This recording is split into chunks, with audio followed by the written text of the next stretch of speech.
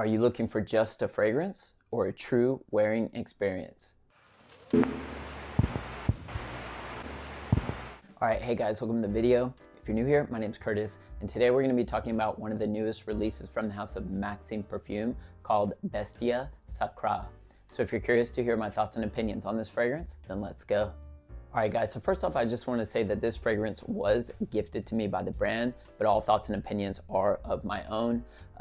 And you know, this is from the house of Maksim Perfume. And as you guys know, I've talked about Maksim Perfume quite a bit on the channel. And I think for any of you guys that have been following my channel for any amount of time, you know that hands down, my favorite oud fragrance in my entire collection is Oud Indochine by Maksim Perfume. So yeah, I really have a lot of respect for this house. This is a house that's really pushing boundaries in terms of their fragrance creations.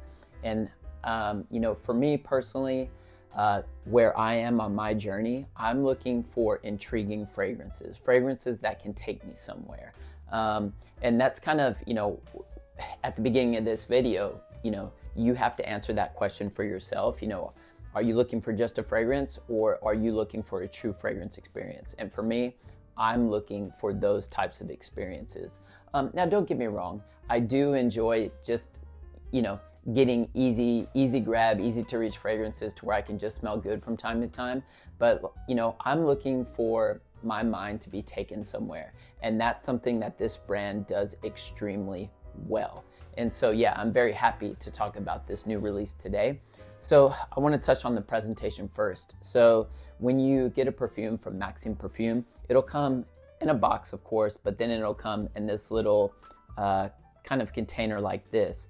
And it has Maksim Perfume here on the front and the little logo on the bottom.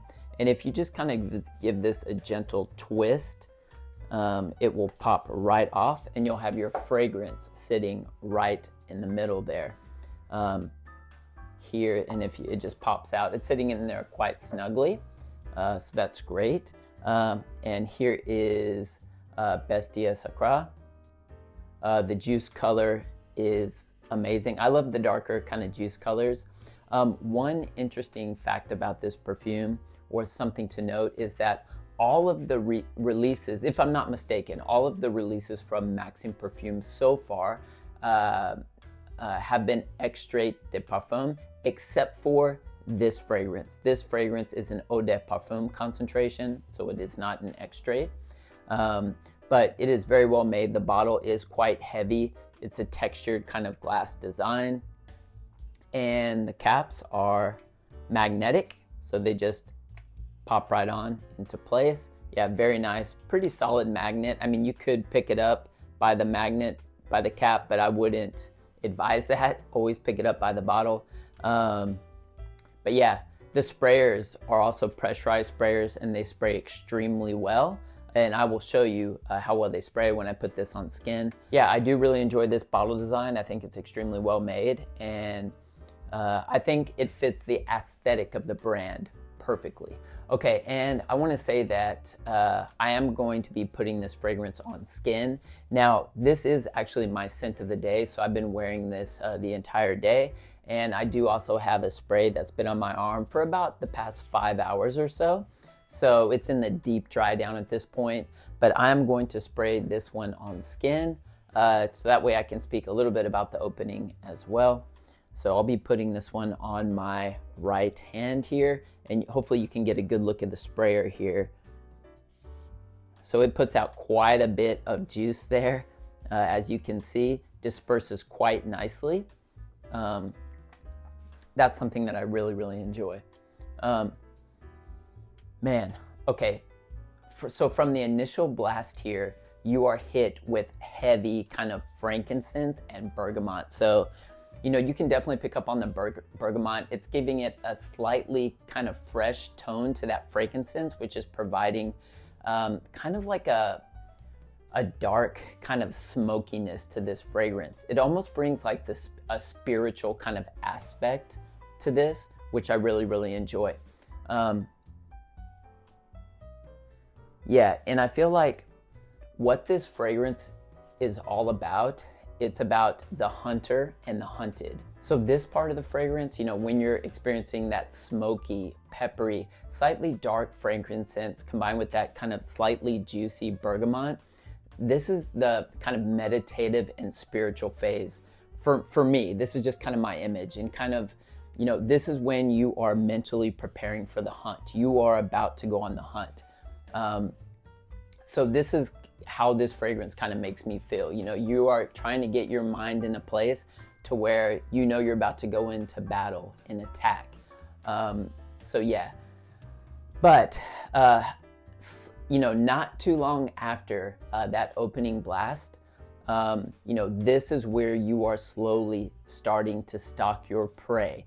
And so then you attack. And this is where you are kind of attacked by some animalics in this fragrance. You are hit by some civet and castoreum, and as well as a bit of kind of like animalic musk. And you can definitely tell that it's there.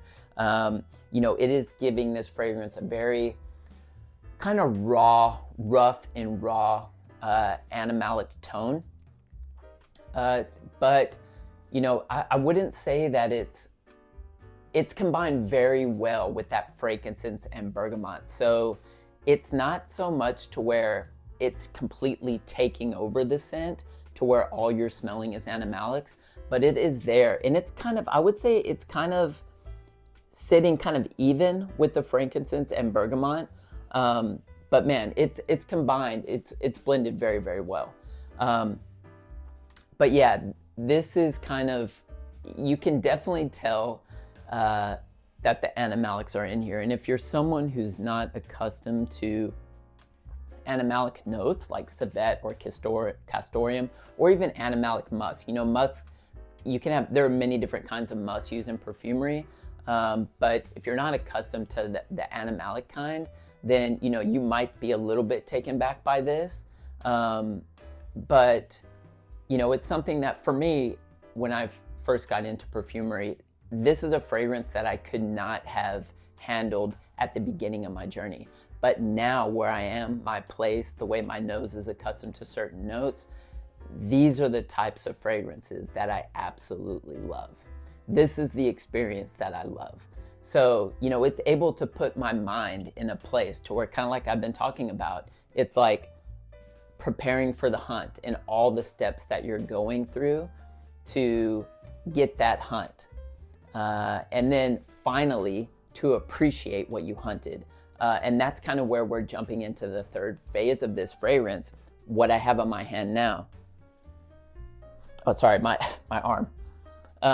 And so this is kind of where I feel, you've successfully completed the hunt.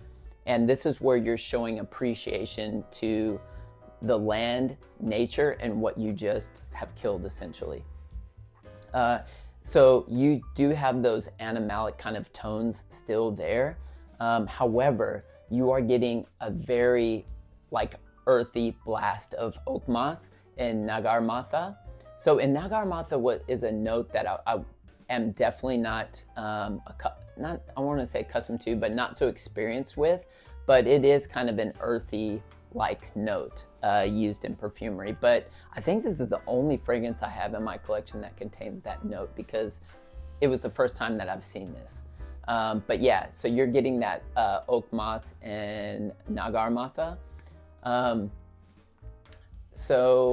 then you also have some very resinous tones that are pushing forward as well. So, I mean, this is also a very resinous fragrance. So, if you're not so accustomed to resins, then, that could also be kind of a shock to the system. But yeah, I mean, for me though, this is a true journey that this fragrance takes you on. For me, this is a fragrance that kind of makes you think of the land before time, a time when there wasn't this modern technology. We are basically living in the forest, hunting, trying to survive and not be hunted. This is what this fragrance is for me. This is a true fragrance of journey, survival. And I know that might sound a bit cheesy to some people, but that is really the vibe that this fragrance gives you. So this fragrance is not for the faint of heart. Like, I'll say this, if you're not at a place in your journey where you can appreciate artistic style of fragrances, this is a very artistic fragrance in my opinion. And if you're not at that point in your journey to where you can appreciate fragrances that are kind of out there, like if you have a mainstream path and a path that's like, you have to make your own path, there's not a path even there. If you're someone who follows along the mainstream, you're probably not gonna like a fragrance like this. But again, if you're someone who likes those fragrances that are off the beaten path, you're creating your own path, this might be the fragrance for you. This is a lovely wear, and like I said, this has been my scent of the day, and I've appreciated each step of this fragrance. Now, I will be honest. Now, I have only given this fragrance 2 full wearings, so, you know, and both times I've worn this, more so the second time, I feel like, you know, if you have a book, I feel like I'm turning the page and I'm learning even more about this fragrance on the second wearing. So I think to give a complete, full, in-depth review of this fragrance, I feel like I will need to wear this fragrance like so many more times to fully understand this fragrance. But for me, I can really appreciate the artistic nature in here. So yeah, it's a lovely one, and it's definitely one to check out. So if you can, get yourself a sample of Bestia Sacra by Maksim Perfume. All right, guys, so that's all I have for you for today. Don't forget to like and subscribe if you enjoyed today's content, and let me know down in the comment section, are you familiar with the house of Maksim Perfume, and have you tried any of their fragrances? I'd love to hear your thoughts and opinions. Well, I hope you guys are staying healthy and well, and I'll see you in the next video.